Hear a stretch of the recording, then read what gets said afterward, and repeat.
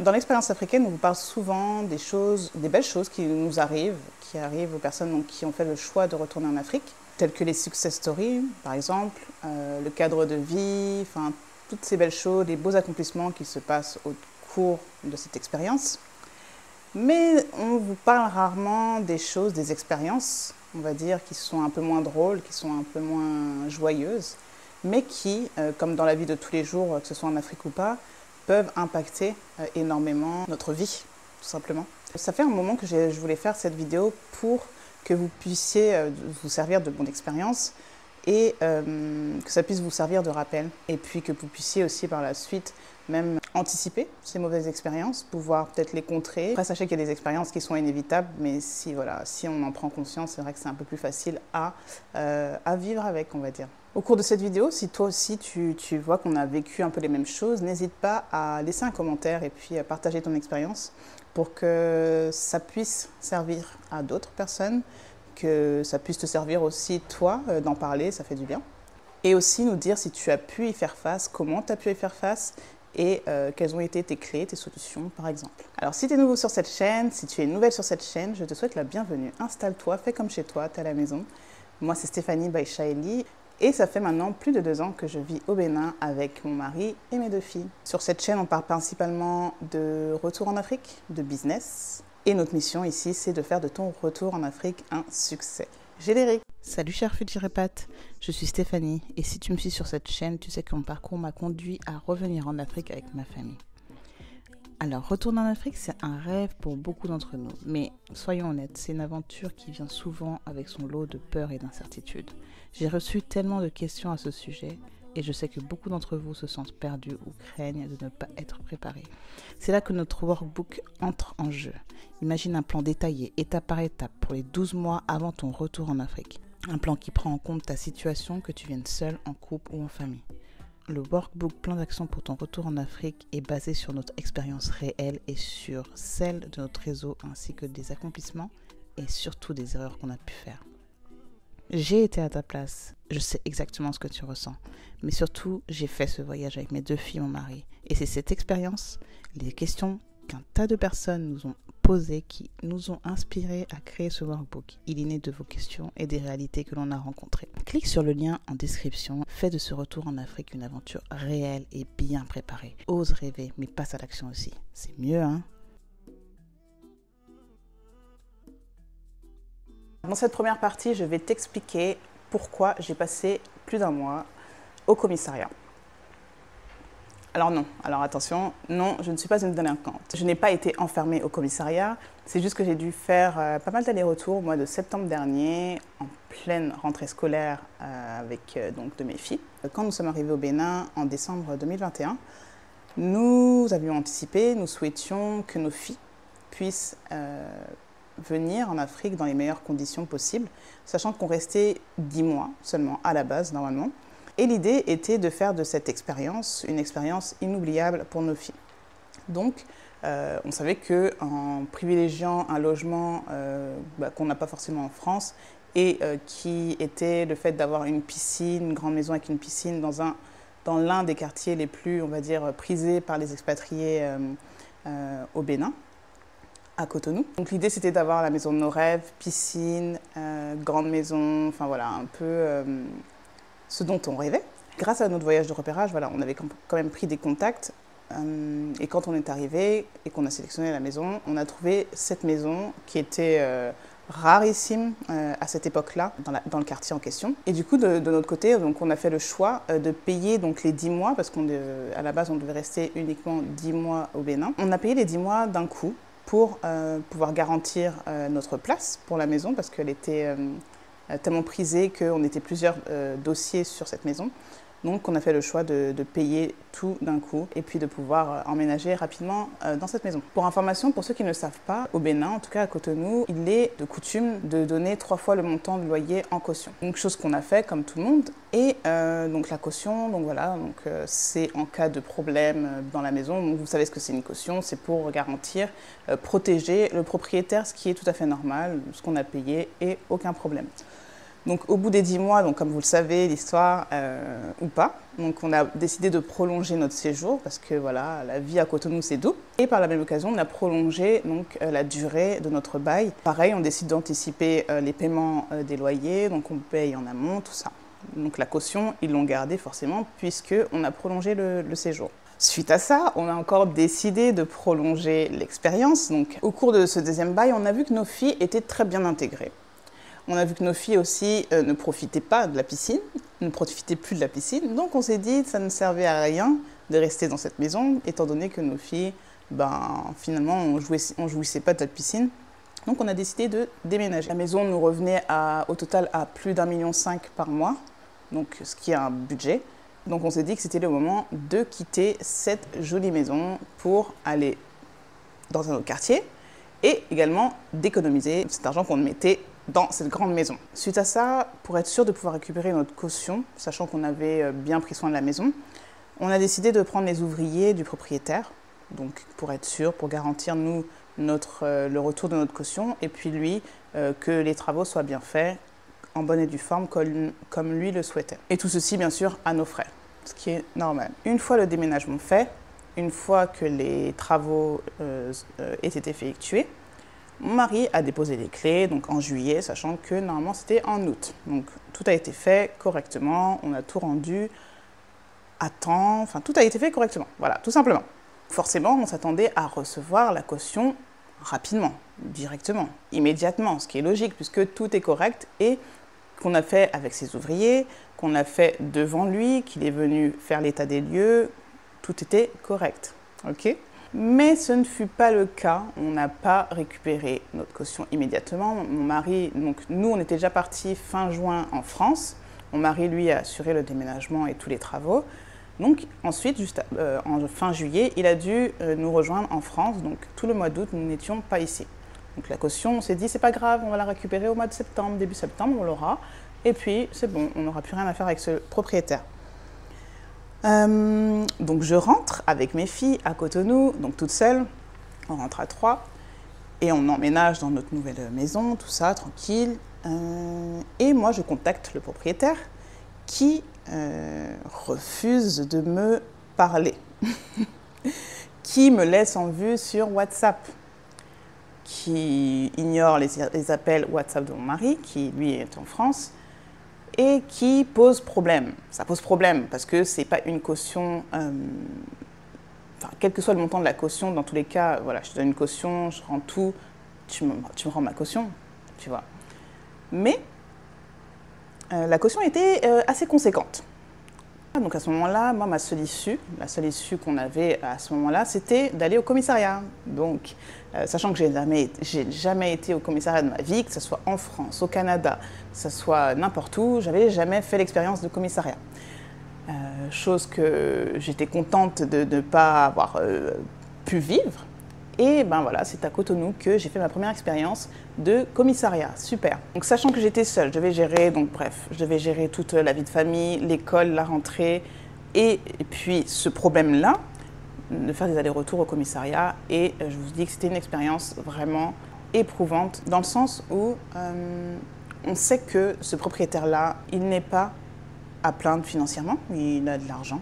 On le voit, on le sait. Que j'ai dû vraiment me démener jusqu'à aller chez lui, donc grâce à l'adresse qu'il y avait sur le bail, me rendre à son domicile, puis faire des allers-retours au commissariat, moi-même lui donner la convocation en main propre, sachant qu'il ne voulait pas la recevoir.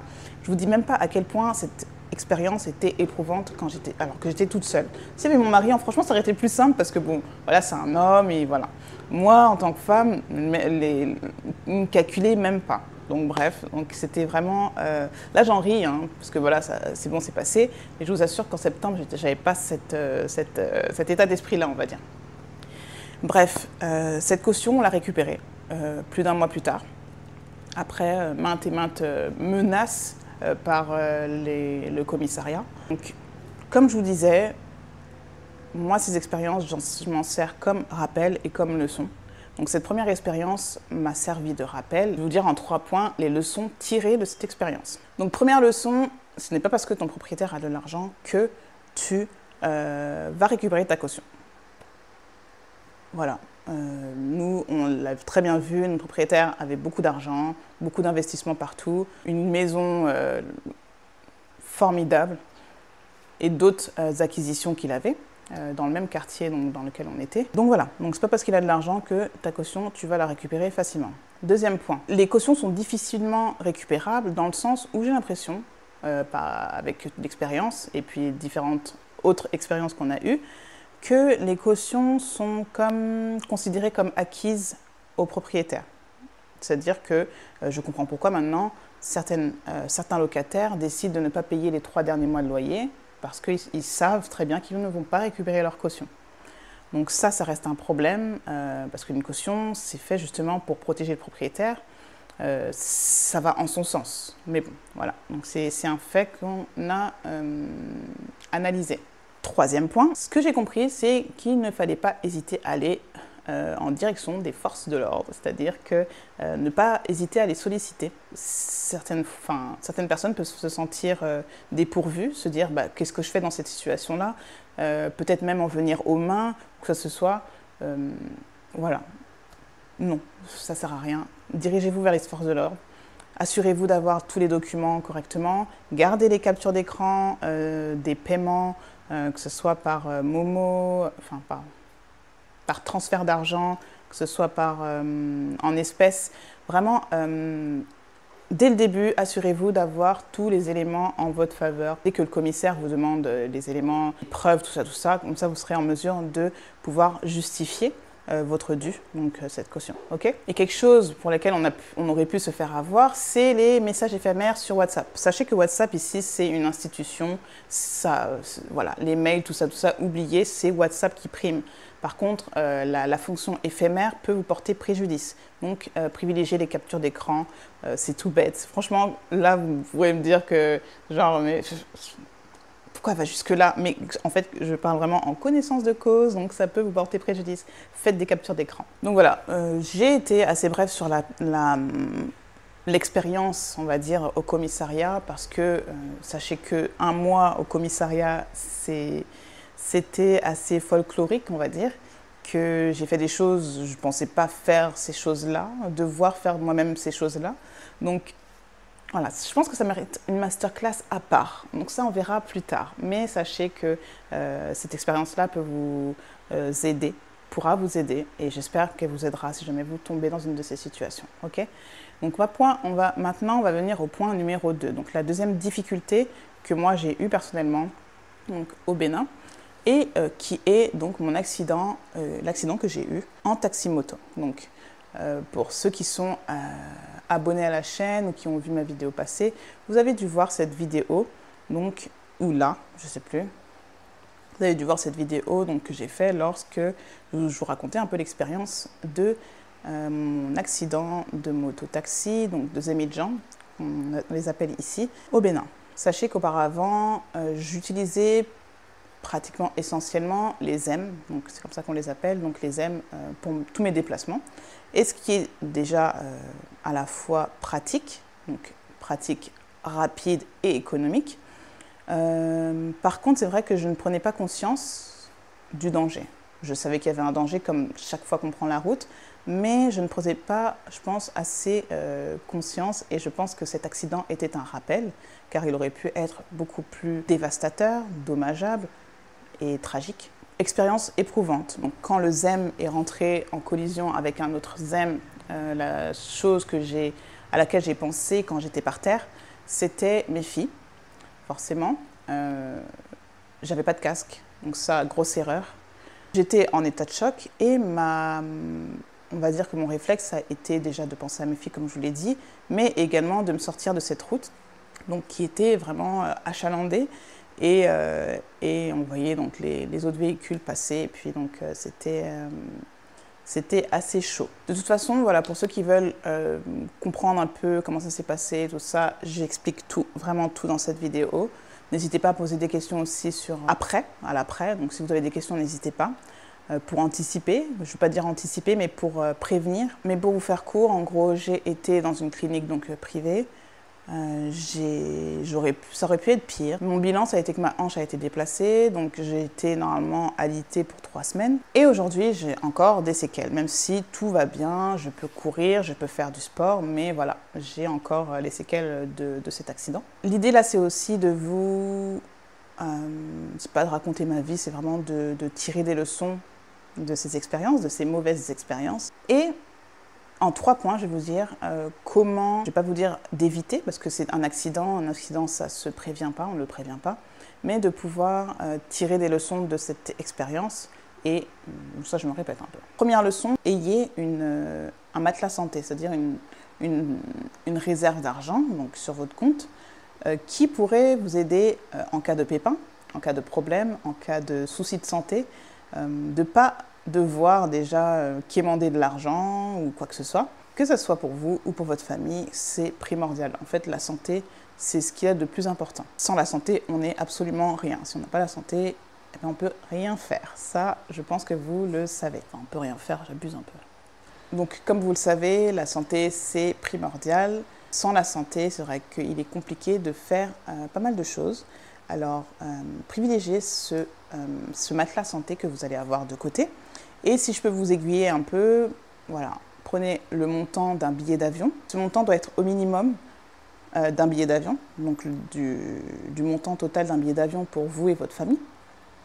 Et on va dire à peu près 20% de plus pour tout ce qui est au cas où et de tout ce que vous devriez faire, payer les extras sur place, okay, en cas d'accident. Numéro 2, ça revient un peu à la personne de confiance, mais savoir qui appeler en cas de problème. Voilà, nous, ce jour-là, comme je vous l'ai dit dans la vidéo, j'ai pu appeler une personne qui m'a dit ce que je devais faire. En fait, quand on est en état de choc, on ne sait même pas quoi faire, on ne sait même pas où on doit aller, on ne sait même pas qui on est, limite. On se dit, qu'est-ce que je fais? Surtout qu'on a des gens autour, nous, le ZEM, il s'est enfui. Donc, le premier ZEM, en tout cas, dans lequel on est rentré, il s'est enfui. L'autre aussi, il était dans un sale état.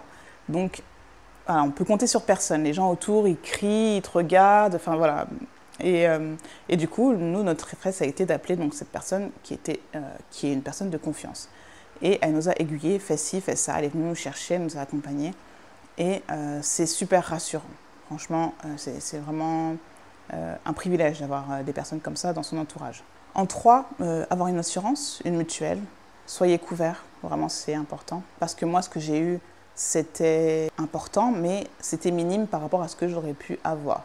J'ai pas eu besoin d'être rapatriée, j'ai pas eu besoin d'avoir d'opération. Voilà, ça aurait pu être pire. Et pareil, ça aurait pu toucher ma tête. J'en reviens au point numéro 4. Si vous prenez un ZEM, si vous êtes obligé ou que selon vous, chacun son expérience, hein, c'est pas parce que j'ai un accident que vous allez avoir un accident, mais s'il vous plaît, mettez un casque. Mettez un casque, protégez-vous. Parce que une fois que la tête est touchée, là, ça devient très compliqué. Donc, conclusion de cette histoire, nous, on a pris une voiture, ce qu'on ne voulait pas prendre au début.